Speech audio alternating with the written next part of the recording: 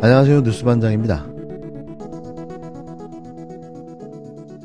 더불어민주당 이재명 대표의 경기지사 시절 전 비서실장이 극단적 선택을 한 것과 관련해 당내 비명계에서 이 대표가 최소한 도의적 책임을 져야 한다는 지적이 잇따르고 있습니다.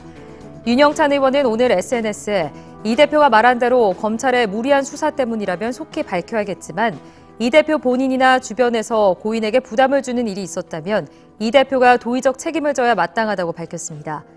다른 비명계 재선 의원도 YTN과의 통화에서 이 대표가 측근의 죽음에 애통함을 느낀다는 짧은 메시지를 내야 했다며 이 사건이 검찰 수사 때문에 벌어졌다고 언급한 건 최악이었다고 비판했습니다. 항상 드리는 말씀이지만 끼리끼리 모인다.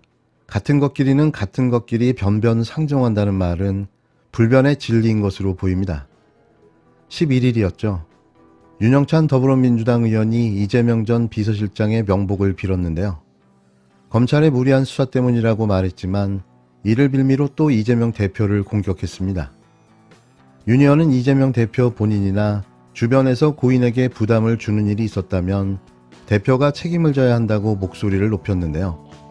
윤 의원은 10일 페이스북에 10년 넘게 이 대표를 위해 일했던 사람이다. 도의적 책임을 져야 마땅하다며 이렇게 밝혔습니다. 그는 최근 극단적 선택을 한 전 씨에 대해 성남에서 오래 알던 이들은 인품이 훌륭했던 진짜 공무원으로 기억한다며 직접 알지 못했지만 미담으로 회고하는 많은 분들의 말씀을 전해 듣고 저 역시 깊은 슬픔을 느낀다고 말했는데요.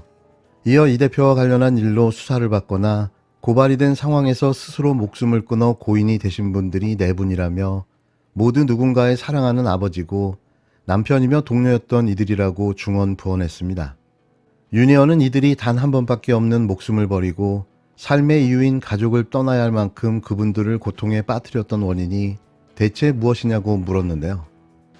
또 한 도시에서 일어난 사건과 연관된 이들의 계속된 죽음, 도저히 이해하기 어려운 비극이라며 삼가 두 손 모아 전 비서실장님의 명복을 빈다고 말했습니다. 프레임을 이렇게 전환할 수도 있구나 하는 생각이 드는데요. 이 모든 일이 이재명 때문이라는 겁니다. 반대로 이재명을 죽이기 위해 벌이고 있는 검찰의 강압적 정치보복 수사의 결과라고는 왜 생각하지 못하는 걸까요?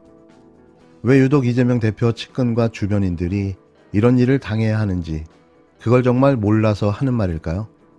윤영찬 의원은 이걸 트리거로 이재명 대표 사퇴를 종용하고 비윤리적, 비도덕적인 사람으로 매도하려는 의도가 아닌가요?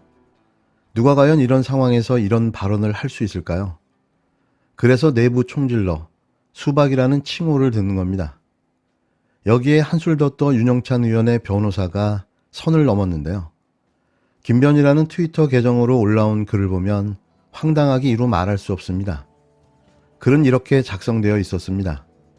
최근 이재명 측근의 사망 관련 윤영찬 의원의 소신 발언에 대해 도를 넘는 모욕이나 허위사실 비난글을 제보해 주시면 감사하겠습니다.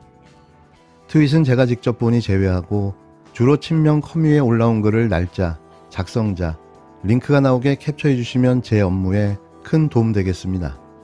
제보 내용은 소기의 성과가 나오는 경우 업무에 도움 주신 데 대한 예의로 해당 제보자분에게 저희 사무실에서 소정의 사례를 할 예정이오니 즐겨주시면 좋겠습니다.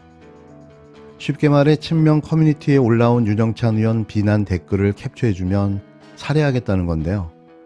현상금을 내건 거죠. 정말 이러고 싶을까요? 이게 윤영찬 의원의 진짜 민낯입니다.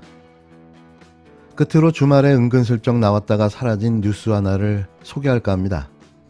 이 사건에 주목해야 하는 이유는 또 윤석열 대통령의 처남이 관련된 사건이기 때문인데요.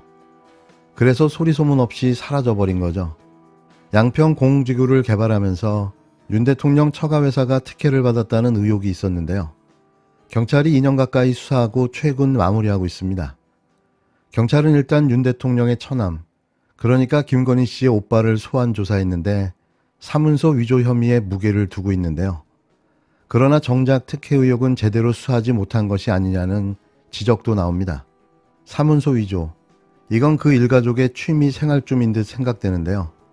김건희 씨도, 그의 모친인 최은순 씨도, 거기에 그 오빠까지 모두 위조의 선수들인 모양입니다. 김건희 씨는 각종 증명서를 위조하고 최은순 씨는 통장잔고 증명서를 위조하더니만 그의 오빠는 양평군청에 제출한 문서를 위조했다는 건데요. 진심명실상부한 가족 범죄단인 거죠. 일가족이 다 범죄자라는 게 믿겨지지 않는데요. 여기에 사위는 또 어떤가요?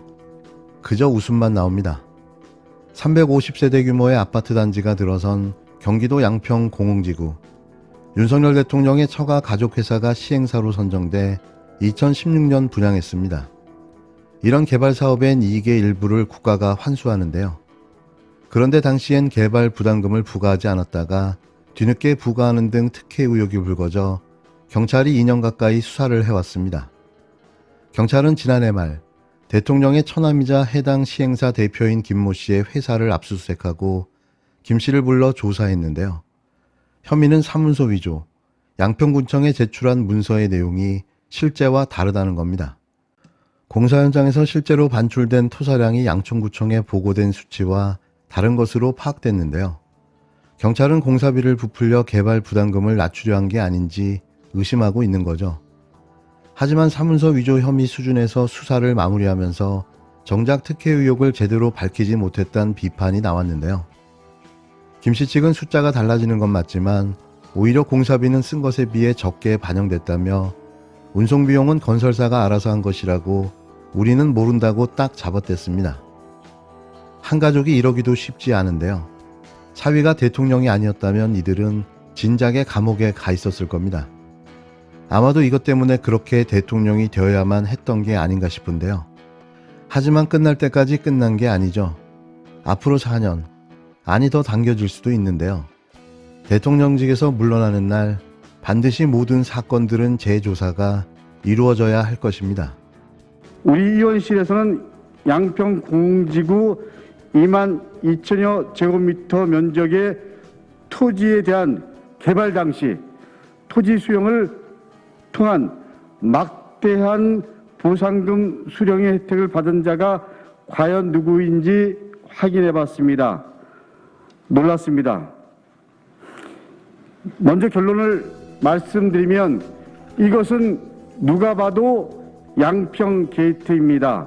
전체 17개 지번의 토지 가운데 일부 도로 등 개인 소유가 안 되는 국유지 약관을 제외한 모든 토지가 윤 후보자 장모인 최은순 씨의 소유이거나 배우자 김건희 씨 가족 회사의 소유였습니다.